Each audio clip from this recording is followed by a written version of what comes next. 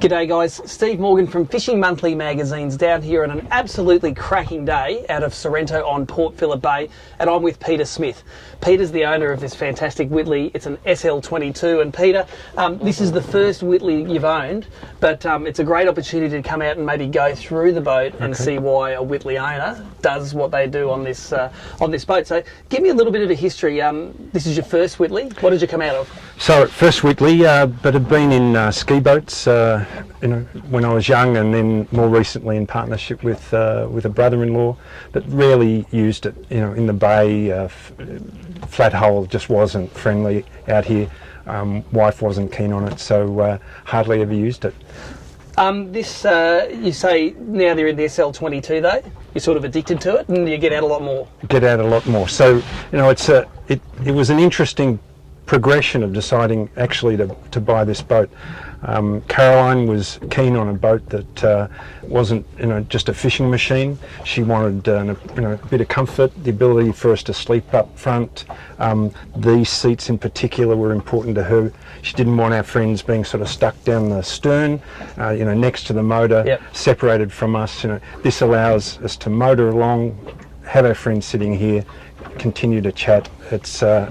These seats were a major part of the decision to buy the SL22. Yeah, it's a very social boat, isn't it? You can fit two in the back corners, two here, put out the little table, and all of a sudden it is a social boat that you can get the missus across the line. And we all know that you've got to get the wife across the line if you want to get yourself a nice boat, because she has to tick off on the purchase. Well, it actually meant that the sort of family investment in the boat increased, because Caroline was saying, well, these are the things that I want.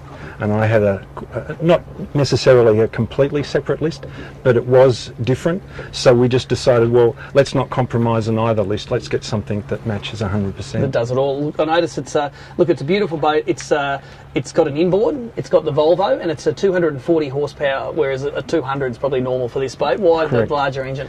So I've not had a lot to do with marine engines, but I've had a lot to do with tractors, and it was always an issue of regretting buying something that was just strong enough, rather than maybe one step over what I probably needed, just to be able to run that engine on an ongoing basis at lower revs, to get that longevity and that sense of knowing that you'd always have some power in reserve, but mostly running the engine at reasonable revs and getting good performance. So it's a petrol motor, it's a V6, it's water cooled. What's the economy like on this fella? Like, you obviously don't drive it at full speed the whole time. It's acceptable economy? Around I don't have anything to compare it with in the 22 foot. I haven't owned a boat like this, but I've found it surprisingly economic around the sort of 2,500 rev mark.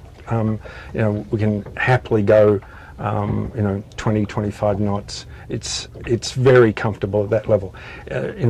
Open it up to 5,500 revs and so it's drinking the fuel faster than you can fill it. But we're not the sort of buyer that wants to go 45 miles an hour all day, every day.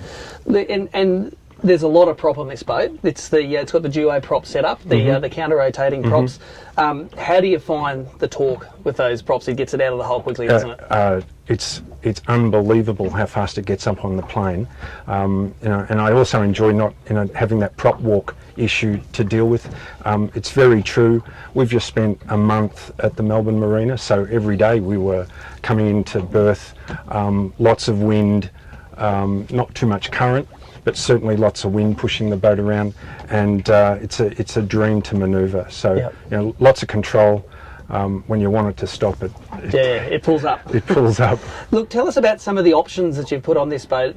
Being a locally built boat here in Melbourne, you can customise it a little bit. It's not just what you get off the rack. So what are some of the things you put into this boat that are especially for you, that you think are going to make your life easier? So we bought this boat to sort of match our aspiration to circumnavigate Australia. We've just spent 6 months free camping in a camper trailer, up the Sandera over into the west, and then down the east coast. And we found on the east coast, one, you can't free camp. It's all very busy, and you really are heading towards very busy caravan parks. So that sort of wasn't something we wanted to be part of our future. So we thought we'll get a boat where we're able to use it to stay on. If we want a free camp in this, we can. There's certainly very comfortable bunks up front. We got the storm cover that comes standard with the boat. We sent it off to the sailmaker that, the upholsterer. The upholsterer that Whittley suggested, and they were brilliant. They scooped out 3 large windows, put fly wire in them with the wind down canvas. So it means we can use it as a standard storm cover.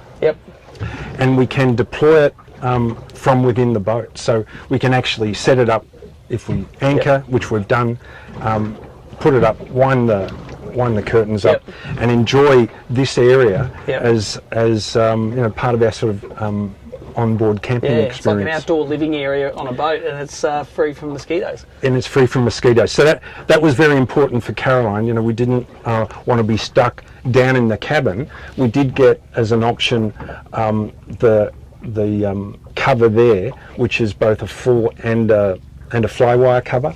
So if somebody does need to use the toilet on board, there's the ability to close that cabin off and have some privacy.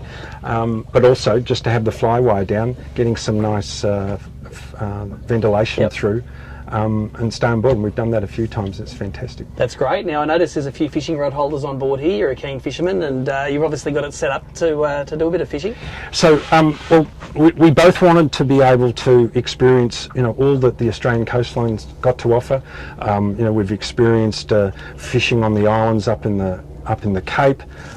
We've been to Mission Beach and done the fishing, off the beach there. So we thought, look, there's so much coastline and so much neat stuff to experience from this side of the main road rather than the other. We decided to get something that A, could go out into the blue water, B, had a good fishing deck, and C, had the sort of comforts that we wanted to be able to use it in that sort of convertible sense when we wanted to entertain or just cruise and enjoy it. We've done, for instance, a couple of trips to the Whitsundays, done the bareboat charter, been out for a fortnight in the Whitsundays. That's right. And you can see this being there. We certainly now know for sure that this would be fantastic. We'd leave the car and the trailer at Airlie Beach, for instance, and then just go out for 2 or 3 days, come back, because we don't want to spend all our time on a boat. It's something where we want to combine our love for cycling, our enjoyment of the coastline and the boating. So that all fits into the mix. Now it's a big haul from Melbourne here up to the Whitsundays. I see this is packaged on a twin axle trailer. What do you tow it with, and how does it tow? So I've got a Ford Ranger. It's stunningly easy. I've got the electric package. Clearly, it comes as a sort of wet weight just under the 3 tonne. The Ford handles that fine, and the 22 feet was also part of the decision making around 22 feet. Was the 24 or the 26 versions of this, or in other manufacturers in a similar way. We're pushing the 3.5 tonne, maybe even higher. We didn't want to have to go and get a different car. And the 22 foot seemed to be enough of a boat to do what we wanted on the water, but not too much to be regretting it as we were, doing the 5, 10, 15,000 kilometre trips that we plan to do. So we're pretty happy that we've found a balance. Clearly, some people would prefer a larger working fishing deck. Some people might want the onboard convenience of fridges and cooking areas. And having come from a sort of free camping background, we're used to just living with 20 litres of water in the back of the ute, with a small burner, and a lot of times just sleeping out under the stars. So not paying for that, number one, was worthwhile. We've just got a little gas burner that we use. There's onboard fresh water. We've clearly got onboard fresh water in the ute. We've got a hot shower at the back of the ute. This has got a hot shower in it for the days we're out. So there's enough to get the ticks from Caroline, and certainly enough fishing area for me. Well, it sounds like a great compromise, and it sounds like you're definitely going to be living the life that most of the guys watching this video are going to be wanting to live. So, look, I think it's a great looking boat. Tell us from a customer's point of view, what does it cost you to drive away in one of these things? So we did invest in the larger motor. The drive away price was just on the 100,000. It was 99,999 because I didn't want to pay the 6 digits. But we think that was clearly, we wouldn't have bought it if we didn't think the price was competitive. But we thought it was spot on in terms of features and benefits for the dollar. Sure, I started off with a sort of mental budget of about 50,000. When we added Caroline's requirements, instead of sort of half cab, the full cab, all those things, moved it into the sort of 90 to 110 bracket as we saw it in the market.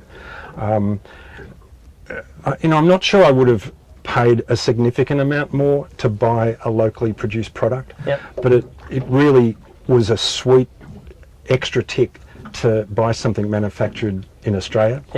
In Melbourne, family business.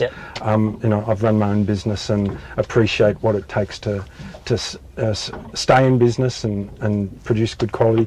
But aside from that, we thought the finish was better than anything else we saw, and to be able to actually talk to the boat builders, Steve and Neville, to be able to actually talk to them, hear their perspective on our needs, and we also had the benefit, there's a Whittley club, membership club. We haven't yet joined that. It's predominantly a cruising club, but really nice people. They invited us out on their boats. We got the lowdown on their perspective about stern drives versus outboards. I'd always owned outboards, knew nothing about stern drives, and would never go back. Well, that's interesting, because most boats on the water have the outboards. A lot of people have a bit of trepidation going towards the to maybe driving and owning a stern driver, but the way the Whitley's got this set out, it's a very compact layout. It's very fuel efficient at cruising speeds, and driving it. Just give us some of your insight for driving it with the tabs. It's easy to level it out. So the tabs came standard, and I thought, I'm not sure I'll ever need those. But they're built into the hull, aren't they? They're built into the hull. They're really, from a looks point of view, from an amenity in terms of the stern, they don't get in the way of their fishing at all. But as soon as we get up on the plane, whether it be tide or wind influence, the boat just has an inclination to tip to one side or the other, and just a short squirt on the trim tab brings it up straight, and that just leaves you much more, for me, much more confident and comfortable to be pushing the accelerator that little bit harder. And then with the stern drive trim, it's really nice to particularly in a trailing breeze, trailing wave set, to be able to just pick the bow up a little with the trim, surf down it, and surf down it. So I'm still learning the combinations, still learning sort of the fuel efficiency issues. But in sort of day one, I was feeling very confident with the combination of trim. That's awesome. Well, let's get this rig out, give it a drive, and see how it goes on the water.